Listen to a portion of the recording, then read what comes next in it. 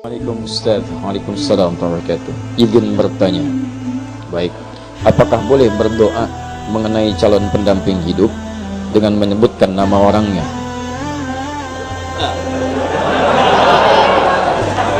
Inilah praktek apa yang saya sampaikan tadi. Ya. Orang ke masjid mau subuh dia tambah saya doa minta pendamping hidup dia. Baik, boleh nggak menyebutkan orangnya? Boleh, tidak ada larangan. Tidak ada larangan kalau antum ingin mohon kepada. Inilah praktek apa yang saya sampaikan tadi. Ya, orang ke masjid mau subuh dia tambah saya doa minta pendamping hidup dia. Baik, boleh nggak menyebutkan orangnya? Boleh, tidak ada larangan. Tidak ada larangan kalau antum ingin mohon kepada Allah kemudian meminta, silakan. Ya, ud'uni astajib lakum, minta kepadaku aku akan jawab. Tapi siapa yang dimintakan itu lihat syarat-syarat perempuan yang bisa dinikahi. Ya, siapa yang antum kan calon pendamping? Siapa calon pendampingnya? Pertama, pastikan bahwa calon pendamping antum itu benar. Quran surah ke-49 ayat 13. Ya ayyuhan nasu inna khalaqnakum min dzakarin wa untha. Duhai manusia, kami ciptakan kalian dari laki-laki dan perempuan. Wa ja'alnakum syu'uban wa qabaila lita'arafu. Kami jadikan kalian mungkin beda tempat tinggal, beda kabilah, beda suku, beda mungkin RT, RW, kecamatan sampai beda negara. Lita'arafu, supaya saling mengenal. Dengan ta'aruf itu mengetahui, menjalinlah kemudian hubungan kasih sampai ke pernikahan. Tapi siapa yang menikah? Zakar dan unta. Tidak ada zakar dengan zakar atau unta dengan unta. Jadi kalau antum laki-laki, pastikan yang dimohonkan pada Allah pasangan antum perempuan. Itu kaidah pertama. Kalau antum perempuan, minta kepada Allah pasangannya laki-laki. Jelas ya? Jadi nggak ada istilahnya laki-laki. Ya Allah, anugerahkan aku si dia, ya Allah. Mohon ya Allah, saya Asep, mohon jadikan Andi pasangan saya. Sudah menyalahi, nggak mungkin dikabul antum. Paham ya? Baik, jadi ingat, manusia itu cuma dua. Kalau bukan laki-laki, perempuan.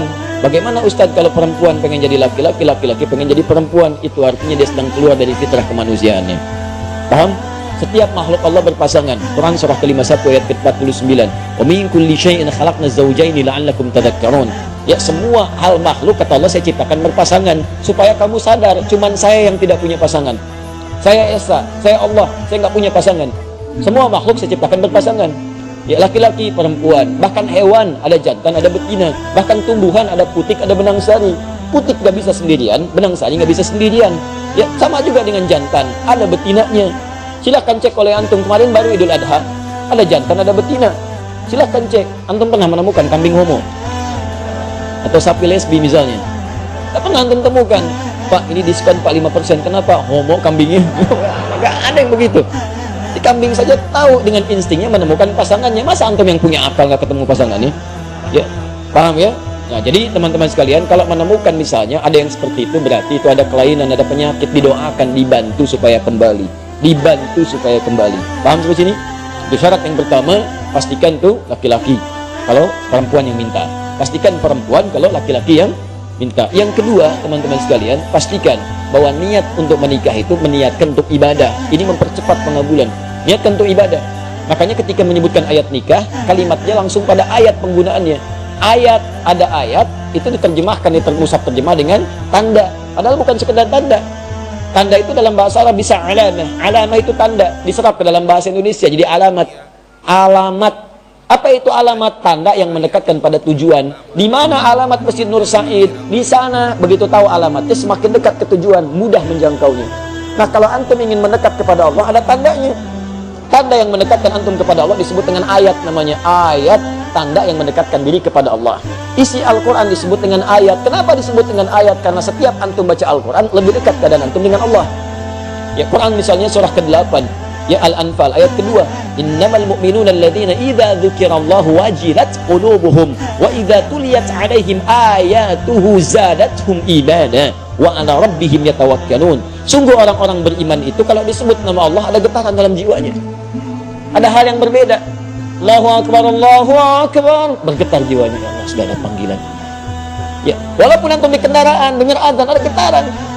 Allahu Akbar, Allahu Akbar. Tahu, bentar ya. Wah, ada persoalan. Orang beriman itu beda, getaran dalam jiwanya. Wa idza tuliyat 'alaihim ayatu, kalau dibacakan sama dia ayat-ayat Allah, zadatum imana. Ya, bertambah keimanannya. Wa 'ala rabbihim yatawakkalun, ada sandaran yang kuat kepada Rabbnya. nyandar, ada ketenangan dalam jiwanya. Itu ayat. Makanya isi Quran disebut ayat. Sholat itu ayat, mendekatkan kita dengan Allah.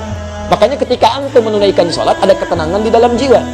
Gak percaya silahkan ya, antum masuk tempat sholat, musola, masjid, tempatnya aja udah tenang.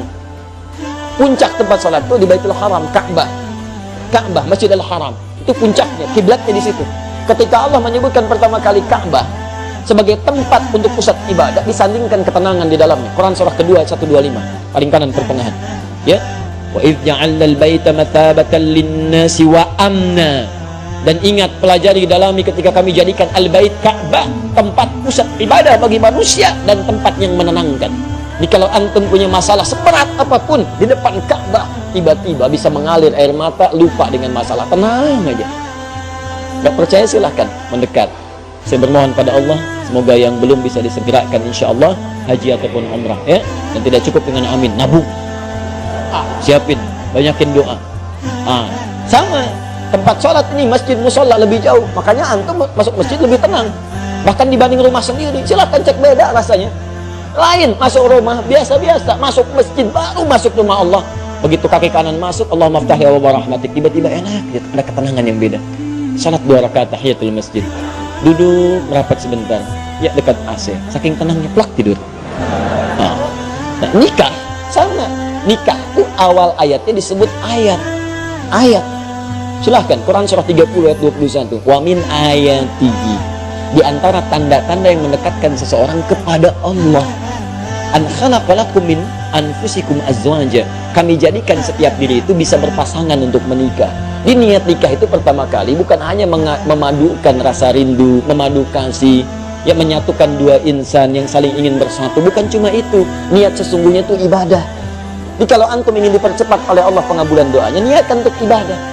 Ya Allah, pasamkan aku dengan dia ya Allah, supaya aku bisa juga menghafal Quran seperti dirinya yang sudah hafal Al-Quran. Ya Allah, jika memang Engkau berkehendak dengan penyatuan ini, jadikan kami ya Allah pasangan yang selalu senantiasa menunaikan sholat kepadamu, menjaga dalam kebaikan, menjauhi maksiat. Kami ingin jadi pasangan yang diabadikan olehmu sampai ke surga ya Rabb. Indah.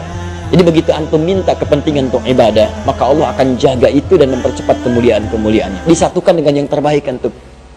Makanya kalau ada yang sudah berumah tangga sampai sekarang belasan puluhan tahun, tapi dengan rumah tangganya belum dekat dengan Allah, pasti ada yang salah dalam rumah tangganya. Ya, paham sampai sini? Baik, makanya sekarang ini saya lihat banyak perubahan-perubahan. Orang mau menikah, maharnya itu sudah pakai bacaan Quran tambahan. Aku mau menikah, tapi kamu hafalkan dulu surat Ar-Rahman ya, Insya Allah.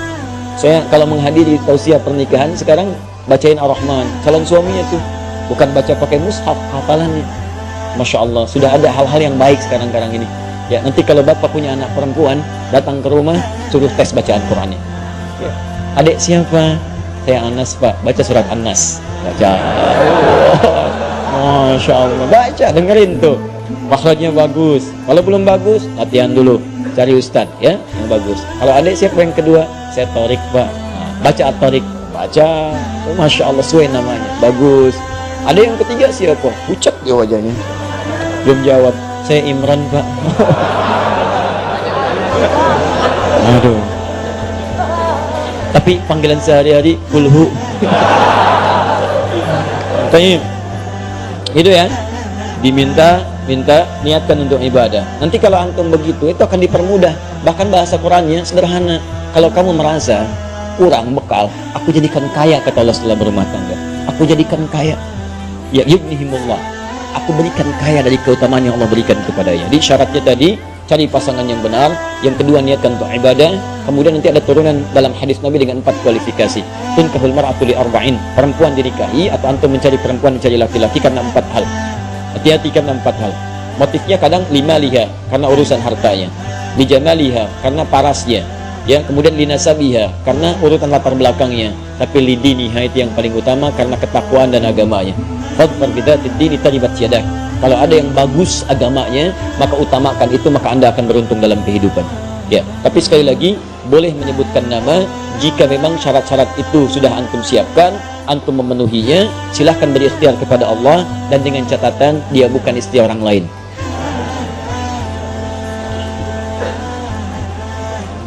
Ya Allah, kalau memang dia jauh, dekatkan. Kalau dia sudah bersama dengan orang lain, pisahkan dulu ya Allah. Itu nggak boleh. Ya, nggak boleh seperti itu. Dosa itu.